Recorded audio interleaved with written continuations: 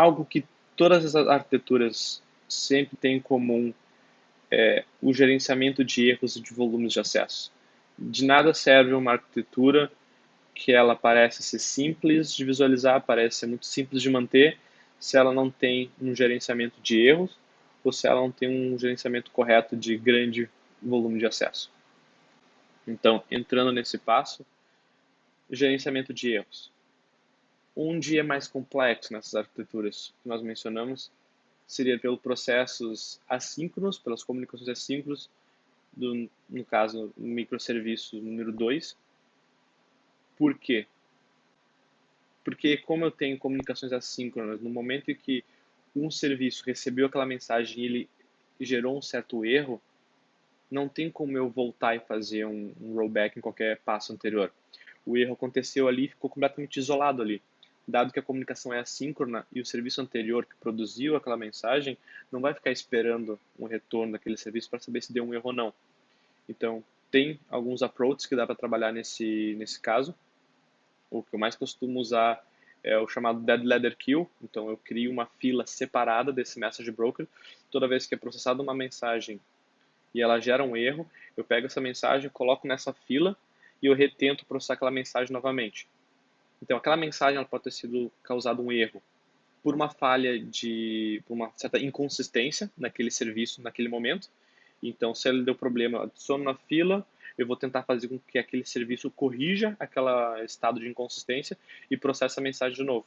Ele vai ficar tentando processar aquela mensagem diversas vezes, vai pegar da fila, processa, adiciona aquela fila de erro, se ela der erro novamente, e vai ficando lá.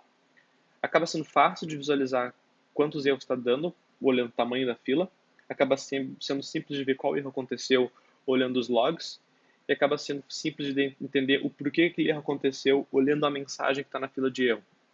Então é uma maneira bem simples de tratar esse erro. Muitas vezes esse erro acaba sendo ignorado por ser uma mensagem que aconteceu no passado e ela demorou para chegar no serviço por qualquer motivo.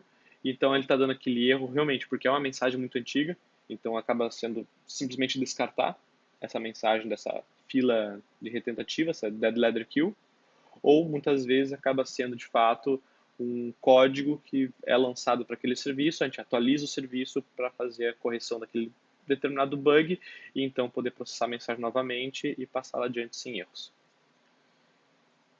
Outro tipo de arquitetura que acaba sendo muito complexo do gerenciamento de erros seria no pipeline.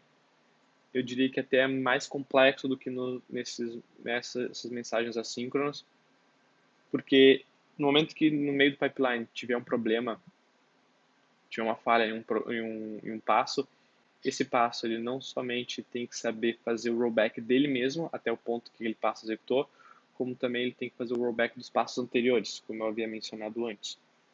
E muitas vezes fazer o rollback desses passos é uma coisa complexa. E nem sempre eu vou ter passos que vão querer fazer rollback. Dado um cenário que eu tenho a criação de uma conta de usuário, adiciono o cartão de crédito desse usuário e tentei fazer o pagamento desse cartão de crédito, para então poder registrar o usuário para um determinado plano, caso a minha empresa esteja vendendo um plano sobre uma determinada situação.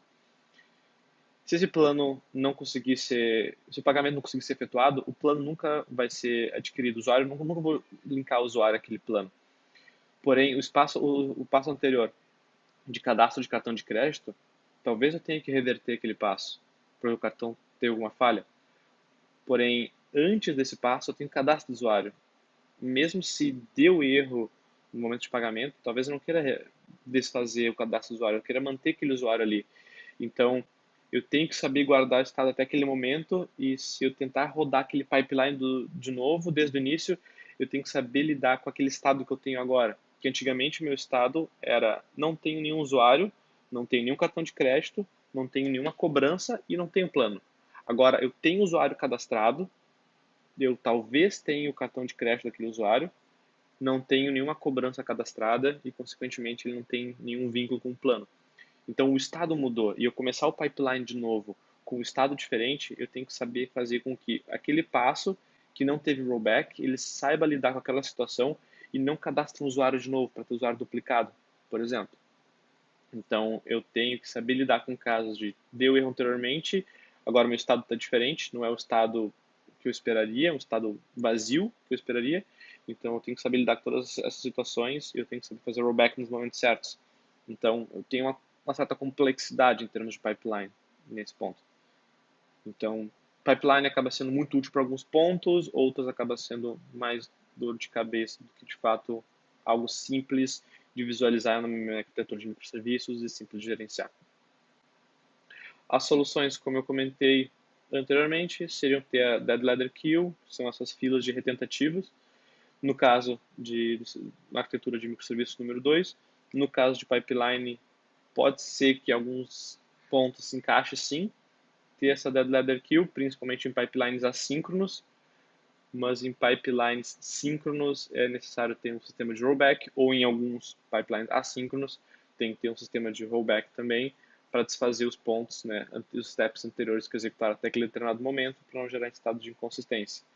Então, geralmente a solução acaba sendo Dead Letter Queue, ou né, filas de retentativa. Bom, eu cheguei a criar aqui um suporte aos exercícios. Eu vou deixar disponível esse repositório Fundamentos Arquitetura no meu GitHub. Sintam-se à vontade para poder acessar esse repositório, poder baixar todo o conteúdo que tiver lá. Eu vou colocar alguns exemplos, vou colocar todos os desenhos de arquitetura lá também. Então fiquem à vontade, usem eles como um guia para poder fazer os exercícios.